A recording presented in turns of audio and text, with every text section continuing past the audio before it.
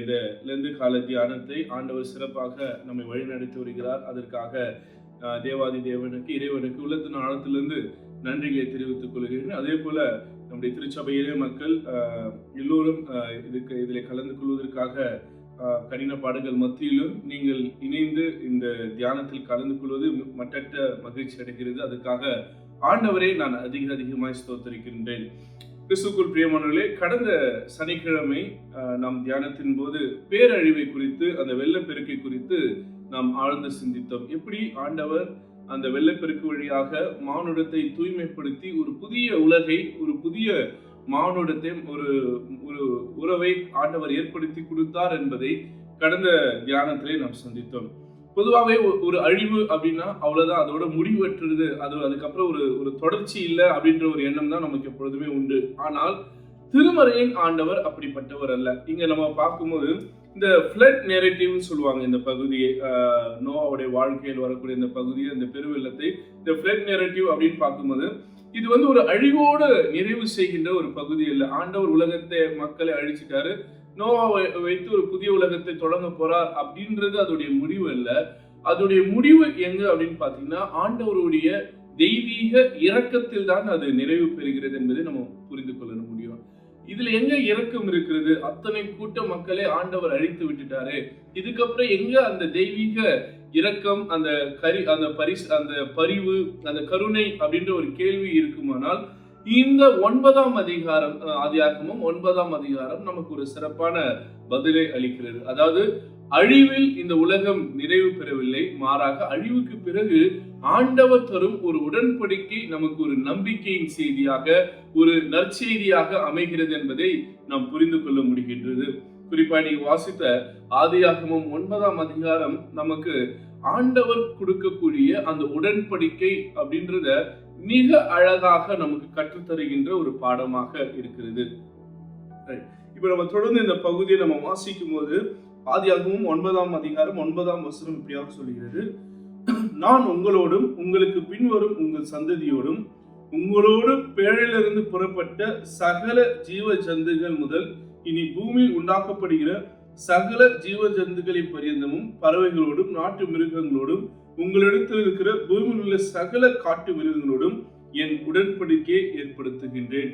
அதாவது I establish my covenant with you என்று ஆண்டவர் அந்த ஒரு வாக்குறுதியை நமக்கு கொடுக்கின்றார். எப்பவுமே நம்முடைய வாழ்க்கையில ஏதோ ஒரு இழப்போ இல்ல நம்ம எதிர்பாராத ஒரு காரியம் நடைபெறுகிறது என்றால் ஆண்டவர் நம்மை கைவிட்டு விட்டார், இதுக்கப்புறம் ஆண்டவர் நமக்கு உதவி செய்ய மாட்டார்னு ஒரு எண்ணம் நம்முடைய வாழ்க்கையில எழக்கூடும். பல நேரங்களில் எல்லா மனிதர்களுக்கும், குறிப்பா கிறிஸ்தவர்களுக்கு எழக்கூடிய ஒரு மிகப்பெரிய கேள்வி அதுதான்: ஆண்டவரை இவ்வளவு நம்பின, ஆண்டவரை இவ்வளவு விசுவாசித்த, என் வாழ்க்கை இந்த அழிவுலதான் இது முடிவு அடையணுமா, என் வாழ்க்கை இந்த இழப்புலதான் இப்படி ஒரு முடிவுக்கு வரணுமா அப்படின்ற ஒரு கேள்வி எழக்கூடும். ஆனால் என்றைக்குமே நம்முடைய வாழ்வு, நம்முடைய இந்த உலக வாழ்க்கை ஒரு இழப்பின் மத்தியிலே, ஒரு அழிவின் மத்தியிலே அது நிறைவு பெறாது என்பதை நாம் புரிந்து கொள்ள வேண்டியதாக இருக்கிறது. இந்த அழிவாக இருக்கலாம், இல்ல எந்த ஒரு இழப்பாக இருக்கலாம், அதுக்கு பிறகு நமக்கு ஒரு நம்பிக்கை இருக்கிறது, ஒரு காவனன்ட் ஆண்டவர் நமக்கு கொடுத்திருக்கிறார். எப்படி இந்த பேரழிவுக்கு பிறகு, இந்த வெள்ளப்பெருக்கு பிறகு ஆண்டவர் ஒரு நம்பிக்கையின் செய்தியை அந்த மக்களுக்கு கொடுத்தாரோ, இன்றைக்கும் நமக்கு ஒரு நம்பிக்கையின் செய்தி இந்த உலகத்தில் காத்திருக்கிறது. அதை நாம் நிறைவாக பார்ப்போம். இங்கே பார்க்கும்போது இந்த மனிதர்கள், இந்த மானுடம் அழிக்கப்படுகிறது. குறிப்பாக சகல ஜீவன், அதாவது எல்லா கிரியேஷனும், எல்லா படைப்புகளும் அழிக்கப்படுகிறது. நோவாவின் பேழைக்குள்ளாக இருந்த மிருக ஜீவன்கள் மட்டும் தப்பிக்கப்படுகிறது என்பதை நாம் புரிந்து வைத்திருக்கின்றோம். இப்போ இதே திருமறையில் நாம் ரோமர் 8ஆம் அதிகாரத்திலே நாம் திருப்பிக் கொள்வோம் என்றால், ரோமர் 8ஆம் அதிகாரம் 22ஆம் வசனம் இப்படியாக சொல்லுகிறது: ஆகையால் நமக்கு தெரிந்திருக்கிறபடி இதுவரைக்கும் சர்வ சிருஷ்டியும் ஏகமாய் தவித்து பிரசவ வேதனைப்படுகிறது. அப்போ இங்க இந்த வேதனை என்பது நம்ம பொதுவாகவே ஹியூமனோட கனெக்ட் பண்ணக்கூடிய ஒரு எமோஷனாக இருக்கிறது. வேதனை என்பது மனிதர்களுக்கு தான் இருக்கும், மிருகங்களுக்கோ இல்ல படைப்புகளுக்கோ இந்த காரியம் இருக்காதுன்ற ஒரு எண்ணம் நம்ம இடத்துல உண்டு. ஆனால் அருமையான தேவச்சனமே, படைப்புகளும் ஆண்டவர் படைத்த எல்லாவற்றுக்கும் இந்த வேதனை உணர்வுகள் எல்லாமே உண்டு. அதனால்தான் ஆண்டவர் அந்த உடன்படிக்கையை செய்யும்போது அந்த உடன்படிக்கை மனிதனோடு செய்யாமல் அவர் எல்லா படைப்புகளோடு அவர் அந்த உடன்படிக்கையை செய்கிறார். அதுதான் நான் சொல்ல அந்த முதல் குறிப்பு. ஆண்டவருடைய உடன்படிக்கை என்பது எல்லாருக்குமானது, எல்லா படைப்புகளுக்குமானதாக இருக்கிறது.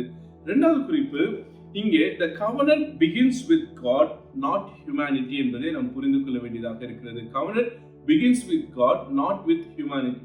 மனிதன் ஆண்டவரிடத்துல உடன்படிக்கை செய்ய போல, ஆண்டவரே நாங்கள் தவறு செய்துட்டோம், ஒருவேளை நோவாவுடைய குடும்பமோ அங்க இருந்த மனிதர்களோ ஆண்டவரிடத்துல போய் மனிதர்கள் நாங்கள் தவறு செய்துட்டோம், இதுக்கப்புறம் நாங்கள் திருந்தி வாழறோம், எங்களோட ஒரு உடன்படிக்கை போடுங்கன்னு இந்த இனிஷியேட்டிவ் மனிதர்கள் எடுக்கல, மாறாக ஆண்டவரே எடுக்கின்றார். அதுதான் ஆண்டவரிடத்துல இருக்கிற மிகப்பெரிய சிறப்பு தன்மையாக இருக்கிறது. தேவனிடத்தில் இருக்கக்கூடிய மிகப்பெரிய சிறப்பு தன்மையாக இருக்கிறது. அதாவது நாம் தவறு செய்து இருந்த போதிலும், நாம் தண்டனை பெற்றிருந்த போதிலும் நம்மை மன்னித்து நம்மிடத்தில் மறுபடியும் உடன்படிக்கை செய்ய வேண்டும் என்று நாம் எண்ணுகிறோமோ இல்லையோ, அதுக்கு முன்னாடி தேவன் அந்த இனிஷியேட்டிவை, அந்த முயற்சியை அவர் எடுக்கிறார். அதனால நம்முடைய தேவன் எப்படிப்பட்ட தேவன் என்பதை இந்த பகுதி வழியாக புரிந்து கொள்ள முடிகிறது. அந்த மானுடம் ஆண்டவர் அருவருக்கிற வெறுக்கின்ற காரியத்தை எல்லாம் செய்து பாவத்துல விழுந்து போயிருந்த போதிலும் அவர்களை தண்டனை தீர்ப்புக்குள்ளாக, நியாய தீர்ப்புக்குள்ளாக அவங்க நடத்திய பிறகும் ஆண்டவர் மனிதர்கள் மீது இரக்கம் கொள்கிறவராக இருக்கிறார். அவர்களுக்கு ஒரு புதிய வாழ்க்கையும், ஒரு புதிய நம்பிக்கையும், ஒரு புதிய காவனன்ட், ஒரு புதிய உடன்படிக்கையும் ஆண்டவர் கொடுக்கிறதை நாம் இந்த 9ஆம் அதிகாரத்தின் வழியாக புரிந்து கொள்ள முடிகிறது. அதே போல நம்முடைய வாழ்க்கையில இந்த உடன்படிக்கை என்பது நாம் எடுப்பதல்ல, தேவன் நமக்கு கொடுக்கிறதாக இருக்கிறது. God's initiative. அடுத்ததாக இது எப்படிப்பட்ட ஒரு இரக்கமாக இருக்கிறது என்றால், நாம் சற்றும் அதுக்கு தகுதியற்றவர்கள். நம்முடைய worthiness, நம்முடைய தகுதி அப்படின்னு கேட்டீங்கன்னா எல்லளவும் நமக்கு தகுதி இல்லை, எல்லளவும் தகுதியற்ற நம் மீது ஆண்டவர் கொடுக்கக்கூடிய மிகப்பெரிய இரக்கம் தான் இந்த covenant, இந்த உடன்படிக்கை. அடுத்ததாக நாம் தோற்று விட்டுட்டோம், ஆண்டவருடைய கட்டளை நம்ம மீறி விட்டோம், நாம் தண்டனை தீர்ப்புக்கு உட்பட்டவர்கள் என்று ஆண்டவருக்கு தெரிந்தும் நாம் மனம் மாறுவதற்கும், நாம் வாய்ப்புகளை பெறுவதற்கும் அவர் எப்பொழுதுமே நமக்கு இன்னொரு வாய்ப்பு கொடுக்கிறவராக இருக்கின்றார். அதுதான் இன்னொரு ரொம்ப முக்கியமான ஒரு காரியம் இந்த 9ஆம் அதிகாரத்திலே நாம் கற்றுக்கொள்வதற்கு. அடுத்ததாக இங்கே ஒரு அடையாளத்தை ஆண்டவர் ஏற்படுத்துகிறதாக நம்ம பார்க்கிறோம். என்ன அடையாளம் அப்படின்னு பார்த்தீங்கன்னா, வானவில் அங்கே ஒரு அடையாளமாக வைக்கப்படுகிறது. இன்னைக்கு வேணா இந்த உலகத்துல வானவிலுக்கு நிறைய டெஃபினிஷன்ஸ் வச்சிருக்கிறாங்க. ஆனால் திருமறைக்கு வானவிலுக்கு ரொம்ப அழகான ஒரு டெஃபினிஷன் உண்டு, ஒரு விளக்கம் உண்டு. என்னவென்றால், ஆண்டவருக்கும் தேவனுக்கும் மனிதருக்கும் இடையே இருக்கக்கூடிய அந்த காவனன்ட், அந்த உடன்படிக்கையை நினைவுபடுத்துகின்ற ஒரு அழகான ஒரு கருவி, ஒரு சிம்பிளாக இந்த வானவில் இருக்கிறதாக நாம் புரிந்து கொள்கின்றோம்.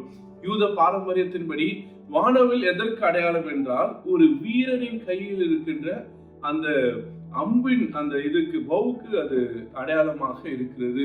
இப்போ ஆண்டவர் தன்னுடைய வில்லினை ஒரு அடையாளமாக வைக்கிறார்.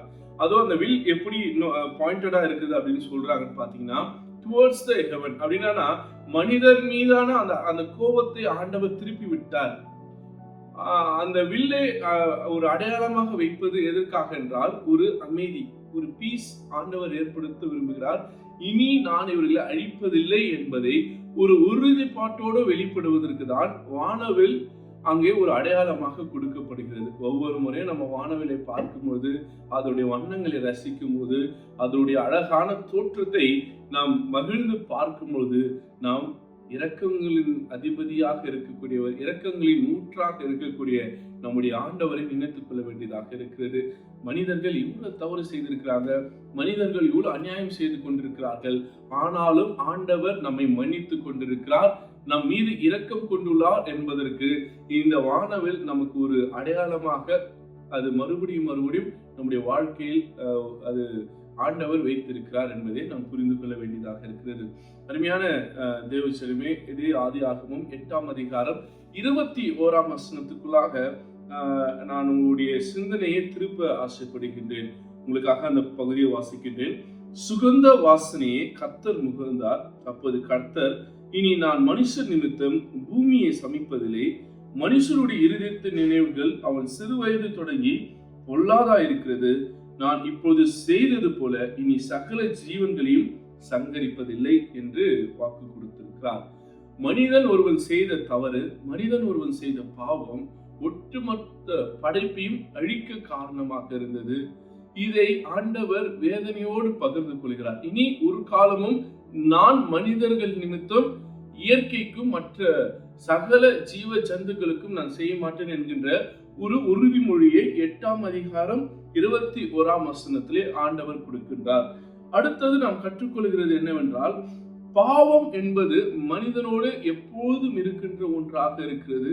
அவனுடைய பாவம் அவனை மட்டுமல்ல, அவனை சார்ந்திருக்கின்ற படைப்புகளையும் காயப்படுத்தி கொண்டு இருக்கிறதாக நாம் புரிந்து கொள்ள வேண்டியதாக இருக்கிறது. இந்த லெந்து நாட்கள் நம்முடைய பாவங்களை உணர்ந்து கொள்ளுகின்ற, நம்மளுடைய தப்பிதங்களை உணர்ந்து கொள்ளுகின்ற நாட்களாக இருக்கிறது.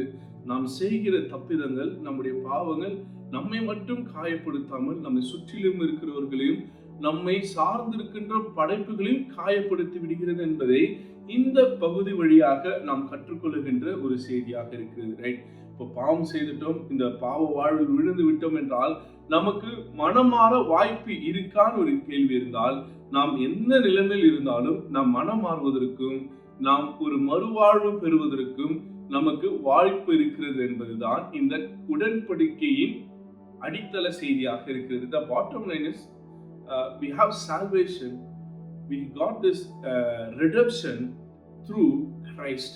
இயேசுவின் வழியாக இந்த மீட்பை நாம் பெற்றுக்கொள்கின்றோம். கடந்த தியானத்திலே நோவாவின் பேழை வழியாக அவருடைய குடும்பமும் அந்த மிருகமும் அந்த மீட்பை பெற்றுக்கொண்டது என்பதை யோசித்தோம். இன்றைக்கும் ஒரு சில உடன்படிக்கையை ஆண்டவர் வேதத்திலே ஏற்படுத்தியிருக்கிறார். அந்த உடன்படிக்கைகளுக்கு ஒரு சில அடையாளங்களையும் வைத்திருக்கிறார்.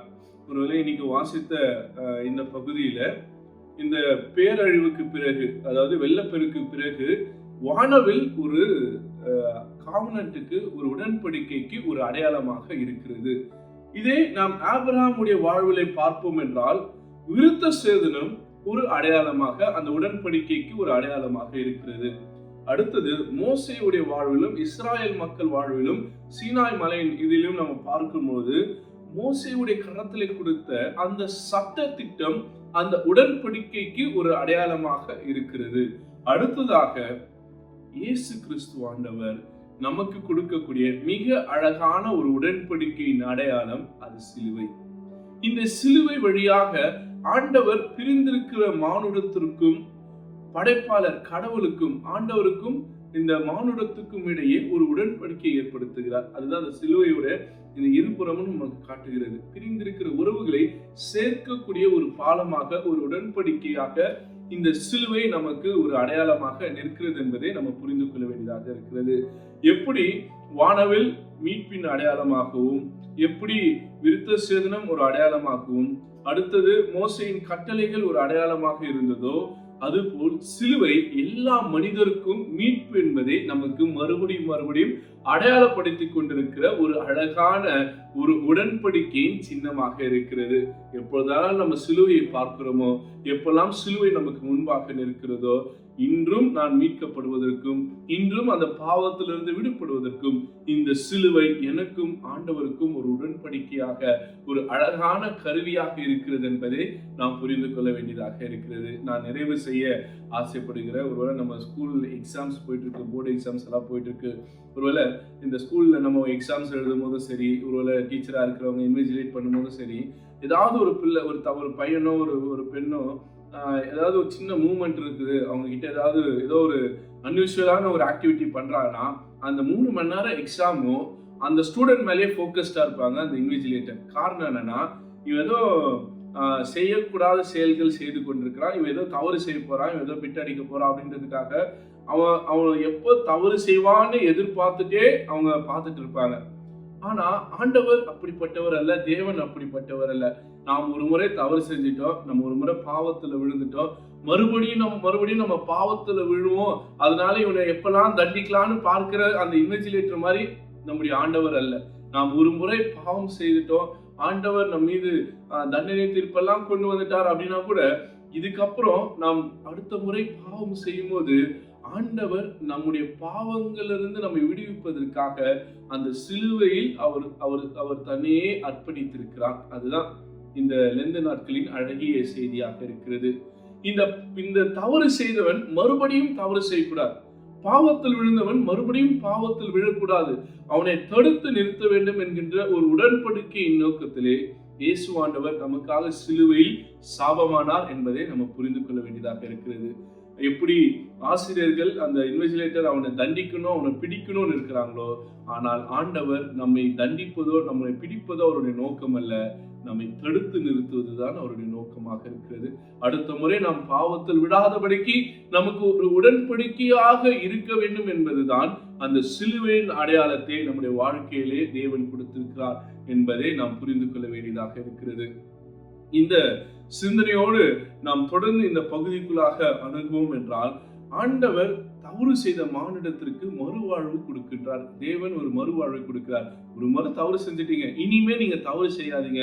நீங்கள் தவறு செய்தாலும் நான் உங்களை அழிக்க மாட்டேன் என்கின்ற அந்த உடன்படிக்கையை ஏற்படுத்தியிருப்பதுடைய நோக்கம் என்னவென்றால், நாம் தவறு செய்தாலும் அவர் மன்னிப்பார்ன்றது இல்ல, நாம் தவறு செய்ய மாட்டோம், நம்ம தவறு செய்யவே மாட்டோன்ற ஒரு நம்பிக்கை அவருக்கு இருக்கிறது. அந்த நம்பிக்கையை நாம் எப்பொழுதும் பொய்யாக்கி கொள்ள கூடாது என்பதுதான் இதுல இருக்க அழகான ஒரு செய்தியாக இருக்கிறது. ஒரு கதையோடு இந்த நாளுடைய தியானத்தை நான் நிறைவு செய்ய ஆசைப்படுகின்றேன். ஒரு மிகப்பெரிய ஒரு ஐடி கம்பெனி, அதோடைய சிஇஓ, ஸ்டாஃப், எல்லா ப்ராஜெக்ட் மேனேஜர்ஸ், எல்லா எம்ப்ளாயிஸோட ரொம்ப அன்பாக பழகக்கூடிய ஒரு சிஇஓ. ஒரு மிகப்பெரிய ப்ராஜெக்ட் ஒரு மேனேஜரிடத்தில் ஒப்படைக்கப்படுகிறது. அவருடைய கவனம் குறைச்சினாலே அந்த ப்ராஜெக்ட் மிகப்பெரிய ஃபெயிலியராக போது, அந்த கம்பெனிக்கு மிகப்பெரிய இழப்பை அந்த ப்ராஜெக்ட் மேனேஜர் கொண்டு வந்துட்டார். மறுநாள் அந்த ப்ராஜெக்ட் மேனேஜர் ஆஃபீஸ்க்குள்ள வரும்பொழுது எல்லா எம்ப்ளாயும் எதிர்பார்த்திருக்கிற ஒரு காரியம் என்னவென்றால், இன்னைக்கு கண்டிப்பா நம்முடைய சிஇஓ இந்த மேனேஜரை வேலையிலிருந்து தூக்கிடுவாரு, டெர்மினேட் பண்ணிடுவாருன்னு எதிர்பார்த்திருக்கும் போது, இவர் நேரா சிஇஓவால் அழைக்கப்படுகிறார். உள்ள போகும்போது அந்த சிஇஓ ஒரு புது ப்ராஜெக்டை அவர் கையில கொடுக்கிறார். போன ப்ராஜெக்டை விட அதிக வர்த் உடையது, அதிக விலை உடையது. இதை பார்த்த உடனே அந்த மேனேஜருக்கு மனசே உடைஞ்சு போயிடுச்சு. நீங்க கண்டிப்பா என்னை தண்டிப்பீங்கன்னு எதிர்பார்த்தேன், ஆனா நீங்க எனக்கு ஒரு புது ப்ராஜெக்டோ, அதுவும் போன ப்ராஜெக்டை விட இது கொஞ்சம் வர்த் அதிகமான ஒரு ப்ராஜெக்டை எனக்கு கையில கொடுத்துருக்கீங்க. ஏன் அப்படின்னும் போது, நீ தோல்வியுடைய வழியை நீ பார்த்துட்ட, இனி நீ அந்த தவறை மீண்டும் ஒரு முறை செய்ய மாட்ட, உன் மீது உனக்கு நம்பிக்கை இருக்கிறதோ இல்லையோ, எனக்கு உன் மீது அதிக நம்பிக்கை உண்டு அப்படின்னு சொல்லி அவர் அந்த ப்ராஜெக்டை கொடுத்தார். ஒருவேளை நம்முடைய தேவனும் அப்படிப்பட்டவர் தான். நம்ம ஒரு முறை தவறு செஞ்சிட்டோம், மறுபடியும் நம்ம தவறு தான் செய்வோம்னு இந்த உலகம் எதிர்பார்த்திருக்கலாம், நம்ம சுற்றி இருக்கிறவர்கள் எதிர்பார்த்திருக்கலாம், நம்ம விழுந்து போயிருக்கலாம், விழுந்தவங்க நம்ம எழுந்து நிற்கலாம், மறுபடியும் நம்ம எப்போ விழுவோன்ட்டு நம்மை சார்ந்து இருக்கிறவர்கள், உறவுகள் எல்லாருமே எதிர்பார்த்திருப்பாங்க.